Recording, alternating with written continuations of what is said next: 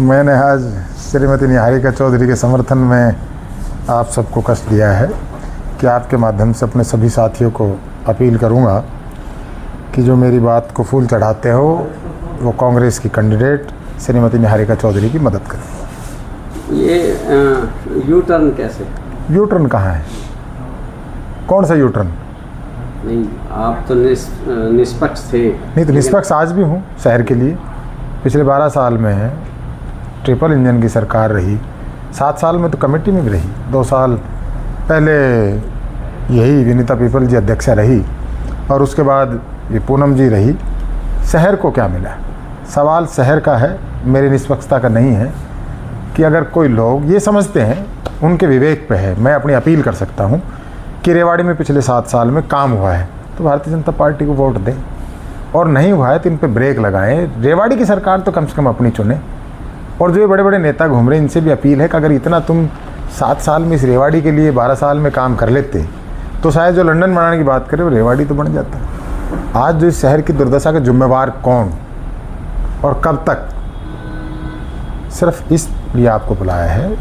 और क्योंकि सत्ता में भारतीय जनता पार्टी, आज सरकार भारतीय जनता पार्टी की है। जब कभी कांग्रेस होती थी तो हम कांग्रेस से भी सवाल करते थे, वे इनको इसीलिए तो लाए थे कि कुछ चेंज करेंगे। रेवाड़ी आज सबसे सड़ा गड़ा शहर दिखाई देता है लोगों को। एक भी व्यवस्थित सड़क नहीं, एक भी व्यवस्थित कोई गली नहीं, सीवरेज की व्यवस्था ठीक नहीं। शहर में अभी इसी गढ़ी बोलनी रोड पे आप चले जाओ, किस तरह से आपके असाए और निसाए पशु घूम रहे हैं। पार्कों में एक भी पार्क ठीक नहीं है। मेरा पूरे चुनाव में, जब मैं कभी 2021 में लड़ रहा था, श्रीमती उपमा यादव जब वो चेयरपर्सन का चुनाव लड़ रही थी, और मैंने 2024 में भी लड़ा, तो मैंने एक शौचालय की बात की थी। लोगों को बहुत छोटी सी बात लगती शौचालय। उसका रीज़न था कोई बहन बेटी अगर बाज़ार में जाए और उसको कहीं शौचालय की ज़रूरत पड़ जाए तो कहाँ जाए, और उसको कितना शर्मिंदा होना पड़ता है। कई बार तो बेचारी गलियों में बैठती है और वहाँ से लोग निकलते हैं। आज भी वही हालात है। 2 साल तो ये सरकार आई भी लगभग हो गई, ये नई जो सरकार आई है जिसमें आज, तो इन लोगों को कितना समय दें, क्या कहें। और मेरा ही मानना है अपना खुद का कि सत्ता का संरक्षण जब किसी को प्राप्त हो जाता है, जैसे आज इन्होंने पूनम जी को पार्टी से निकाल दिया, अपनी जिम्मेदारी से मुक्त हो गए। हमने तो वो, क्योंकि उनके वो कैंडिडेट बन गई नगर परिषद में उनकी दौरानी, उनके हस्बैंड के छोटे भाई की वाइफ, तो उन्होंने बहाना लेकर पार्टी से निकाल दिया। अगर हम तो इसके साथ अब नहीं हैं। आज उसकी 5 साल की जिम्मेदारी कौन लेगा, जो कुछ इस इलाके में इस शहर में नहीं हुआ। आज आपने इनको कैंडिडेट बना दिया, कह रहे हमारे फेस पे दो, पहले भी आपके फेस पे दी थी, कैंडिडेट के फेस पे दो। और मेरा ही मानना है कि सत्ता का संरक्षण जब प्राप्त हो जाता है, आदमी बेलगाम हो जाता है, वो डरता नहीं है। और आप विपक्ष का चुनोगे तो वो निश्चित तौर पर डरेगा और अपनी जिम्मेदारी का वहन करेगा। और उसका मैं एक ज्वलंत उदाहरण दे रहा हूँ। इन 3 आपके रेवाड़ी ज़िले में 3 वो है म्यूनसिपल, एक ये म्यूनसिपल काउंसिल, 2 म्यूनसिपल कमेटी, जिसमें एक बावड़ है। बावड़ में ये जो कहते हैं कि कांग्रेस का है, वो जो कांग्रेस मानसिकता का है भाई हमारा वीरेंद्र महलावत, उसने ज़्यादा बेहतर काम कराया है धारोड़ा रेवाड़ी से। तो शायद ज़्यादा बेहतर काम हो, और वो इसलिए करे अगर वो उसको पता है कि सत्ता का संरक्षण है नहीं। कल को अगर मैं कोई हैंकी फैंकी बात करूँगा तो मुझे खामियाजा भुगतना पड़ सकता है।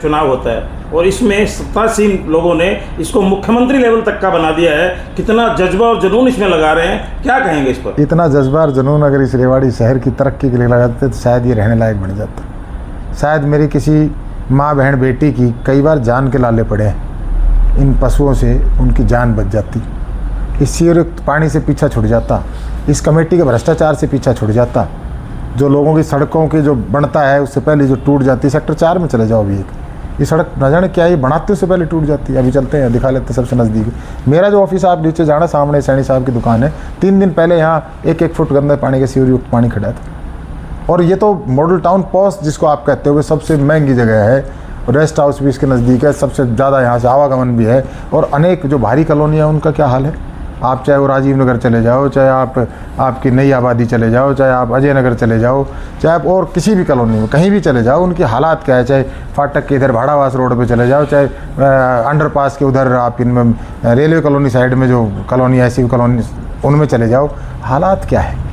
हालात बहुत ख़राब है।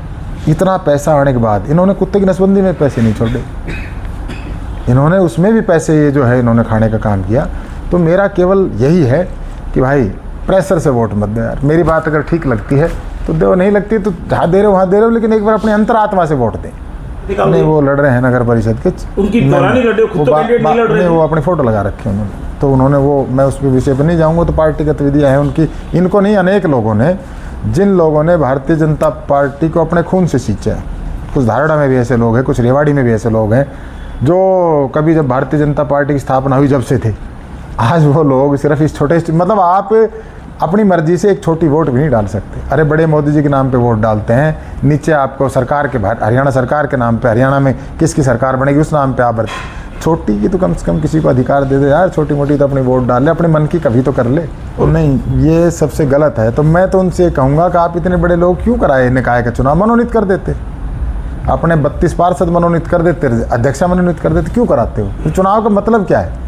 चुनाव का मतलब जनता को फैसला करने दो, जनता को आप अपने कामों से वोट मांग सकते हो, ड्रा के नहीं। मैं सिर्फ अपने रेवाड़ी को आगे बढ़ता हुआ देखना चाहता हूँ कि पिछले 7 साल से, मैं सिर्फ रेवाड़ी में स्टेट और सेंट्रल गवर्नमेंट की बात नहीं कर रहा, पिछले 7 साल से इनकी अध्यक्षा है म्यूनसिपल काउंसिल में, वो कर नहीं पाए काम। एक बार परिवर्तन करो, परिवर्तन सृष्टि का नियम है, जब परिवर्तन करोगे तो शायद सुखद रहेगा, और इससे बुरा तो नहीं तो हो नहीं सकता जो आज हालात है। ऐसे कहूँगा निहारिका जी को वोट दें।